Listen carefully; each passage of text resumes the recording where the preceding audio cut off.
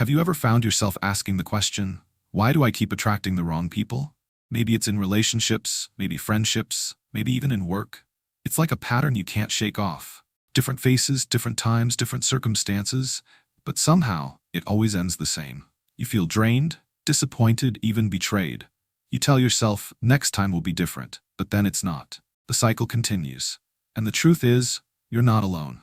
Most people don't realize they're stuck in a loop until they've gone around it so many times that the dizziness forces them to stop and reflect. And when you do finally pause and look closely, what you find might surprise you. It's not just bad luck. It's not that everyone out there is flawed. And it's not that you're too nice or too open-hearted. It's something deeper, something quieter, something that lives within you, often just beneath your awareness. And it's influencing your choices, who you're drawn to, who you're attracting, and most importantly, who you're allowing to stay. It starts with what you believe you deserve. Not what you say you deserve, what you actually believe, deep down, beneath the affirmations, beneath the mantras, beneath the hopeful Instagram quotes. Because you might say, I deserve love, I deserve respect, I deserve someone who sees me. But if part of you doesn't fully accept that as truth, that contradiction will show up in who you let in. Your subconscious plays a bigger role than most of us like to admit. It's like a hidden compass that doesn't point north, but points toward familiarity. It points toward what feels emotionally recognizable, even if it's harmful. If you grew up feeling unseen, you might unknowingly be drawn to people who overlook you. If you were constantly trying to earn approval, you might end up chasing emotionally unavailable partners. Not because you like it, but because that's the emotional terrain you know how to navigate. There's a part of the brain that's wired for survival, not happiness. And that part doesn't care if you're fulfilled.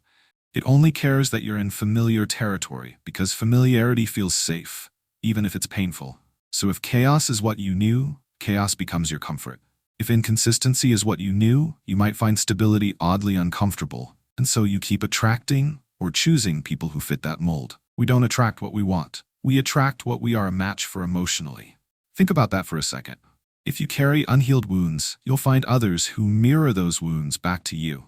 If you don't believe you're worthy of being loved fully, you'll gravitate toward people who confirm that belief by withholding their love. And it's not intentional. No one wakes up and says, let me go find someone to break me again. But the pull is there. The unconscious magnetism is strong. It's often disguised as chemistry. That spark, that intensity, that feeling of, I don't know why, but I just feel drawn to them. That's the trick. Sometimes what we call chemistry is just trauma meeting its mirror. And until that cycle is interrupted, the wrong people will keep showing up. Not because they're seeking you out, but because something in you keeps opening the door. The first thing that has to be fixed isn't out there. It's not in finding better people. It's in understanding what's guiding your choices. Because attraction is not random, and patterns aren't accidents. They're messages, signals pointing to something unresolved. Maybe it's an old story you've been telling yourself. Maybe it's a fear you've been running from.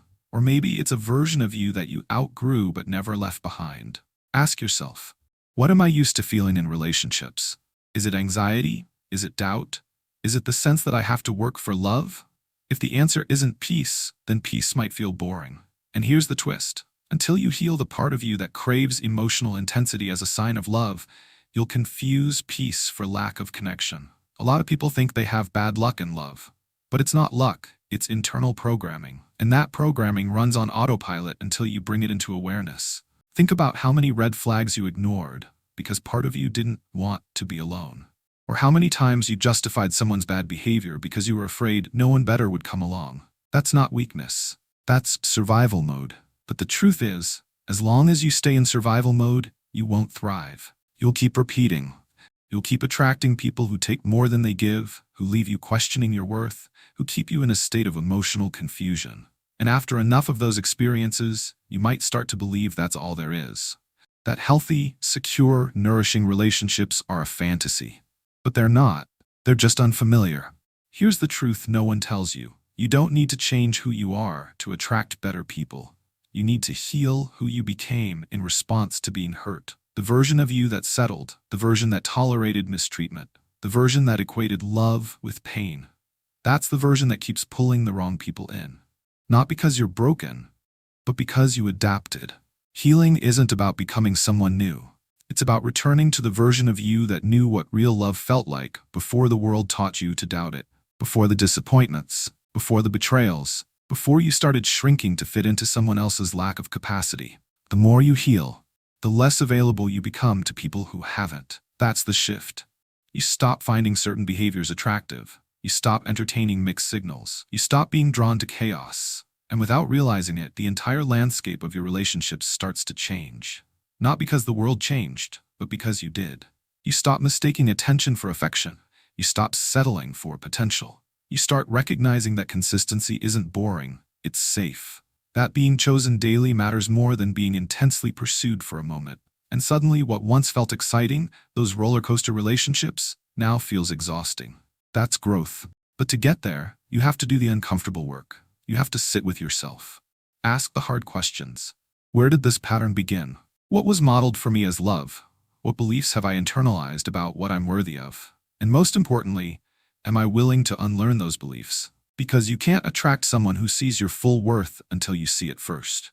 You can't build a relationship on a foundation of insecurity and expect stability.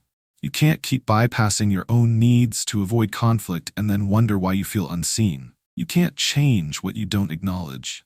It's not about blaming yourself. It's about empowering yourself. You didn't choose your past, but you can choose how much power it holds over your present. You can choose to rewrite the narrative, to stop chasing people who make you prove your value, to stop investing in connections that leave you empty, to stop confusing intensity for intimacy. Because the right people won't trigger your abandonment wounds. They'll help you heal them. They won't make you question your place in their life. They'll make it known. They won't love you only when it's convenient. They'll love you consistently, completely, clearly. But you can't receive that kind of love if you're still attached to versions of love that hurt you. You have to let go. Let go of the fantasy that someone who repeatedly hurt you will change. Let go of the illusion that you can fix people by loving them harder. Let go of the idea that love has to be painful to be real. Sometimes the reason you keep attracting the wrong people is because you haven't yet realized that you deserve better. Not just in theory, but in practice. And once you do, once you start setting boundaries, raising your standards, and walking away from anything that doesn't honor your worth, you become a different kind of magnet. You start attracting people who recognize the light in you because they've found their own. You build relationships that aren't rooted in neediness, but in mutual respect and reciprocity. You stop repeating old stories, and you begin to write new ones. Ones where you are no longer cast as the one who settles or saves or waits to be chosen. But it all starts with you, with fixing the foundation, with healing what's beneath the surface. Because until you do, the wrong people will keep feeling right, and the right ones will feel unfamiliar. And nothing changes until you do. So if you've been wondering why the pattern keeps repeating, this is your answer. It's not about them. It's about what in you keeps drawing them in. It's not a curse, it's a call to heal, a call to rise, a call to finally become unavailable to anything less than what you truly deserve. Because the moment you fix what's within, the wrong people stop finding a home there. And the right ones, they recognize you instantly. Not because you're perfect, but because you're whole.